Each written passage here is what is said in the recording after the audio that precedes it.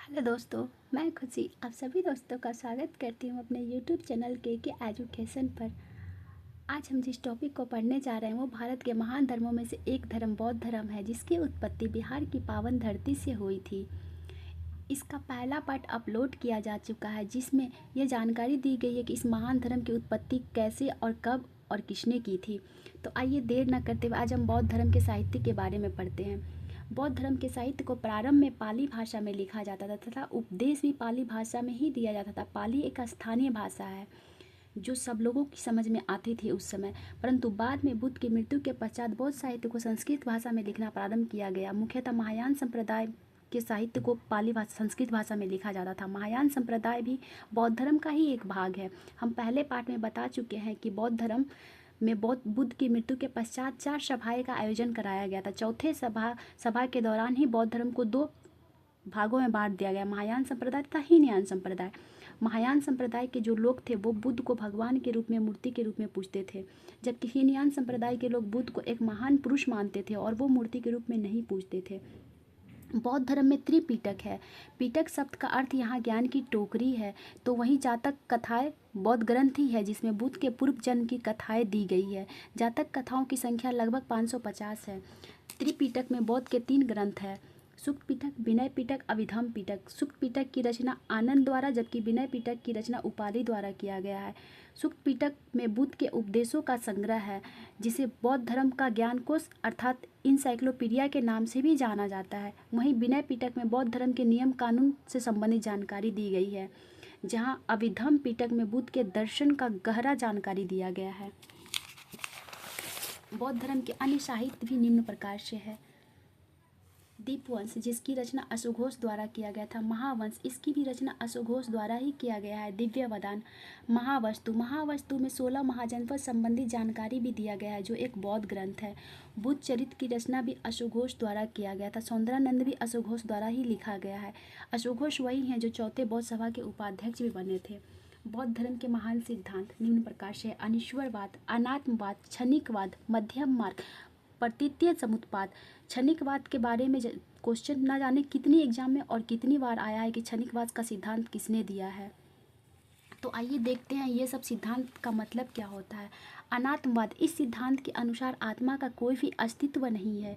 क्षणिकवाद का तात्पर्य है कि ब्रह्मांड के प्रत्येक वस्तु में प्रति क्षण बदलाव होता रहता है। मध्यम मार्ग, मध्यम मार्ग से तात्पर्य है कि मध्यम भौतिकवाद व अनात्मवाद के बीच का मार्ग को ही मध्यम मार्ग कहा जाता है। प्रतीत्य समुत्पाद का मतलब है प्रत्येक वस्तु के पीछे बहुत से कारण विद्यमान हैं। बौद्ध धर्म के पतन के कारण को देखते हैं कि क्या ऐसा कारण था जो भारत के इतने महान धर्म का पतन हो गया।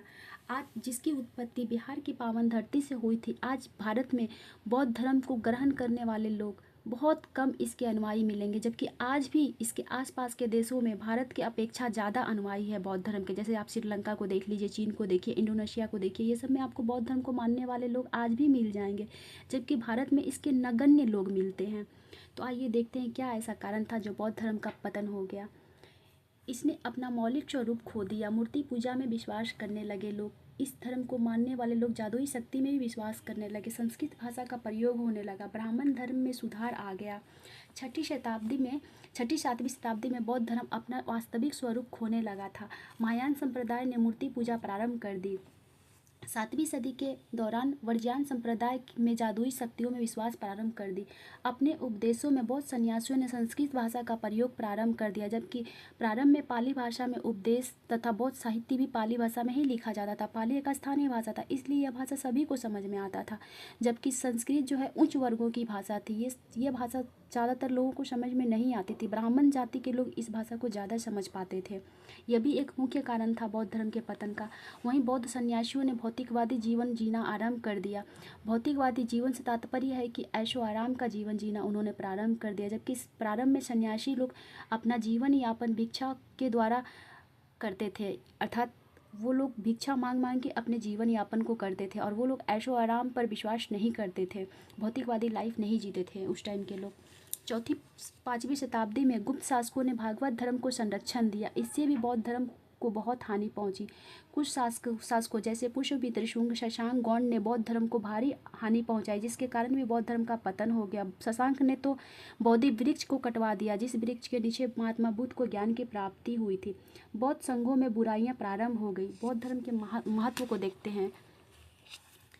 तर्क में बौद्धिकता का आरंभ हुई, अहिंसा का संदेश दिया गया। मानवतावाद की अवधारणा सर्वप्रथम प्रारंभ हुई थी बौद्ध धर्म में ही। क्षेत्रीय भाषाओं का भी विस्तार हुआ। शैक्षणिक संस्थाओं का विकास हुआ, जैसे नालंदा विश्वविद्यालय, विक्रमशिला विश्वविद्यालय, सोमपुरा विश्वविद्यालय की स्थापना हुई, जो बौद्ध धर्म से संबंधित था। विक्रमशिला विश्वविद्यालय भागलपुर में पड़ता है, जबकि नालंदा विश्वविद्यालय बिहार में ही पड़ता है। सोमपुरा विश्वविद्यालय भी शायद बिहार में ही पड़ता है। बौद्ध धर्म के कारण व्यापार का भी विकास हुआ था। बौद्ध धर्म के कारण भारतीय संस्कृति अन्य देशों में भी फैली थी। बौद्ध धर्म ने उच्च नैतिक मूल्यों को भी स्थापित किया था। वहीं बौद्ध धर्म स्थापत्य कला, वास्तुकला के क्षेत्र में भी भारी योगदान दिया था, जैसे गांधार शैली, बौद्ध स्तूपों का निर्माण, चैत्यों का निर्माण, बौद्ध आवासों का निर्माण। बौद्ध आवास को बिहार कहा जाता था, उसी के नाम पे वर्तमान बिहार का नाम बिहार पड़ा है।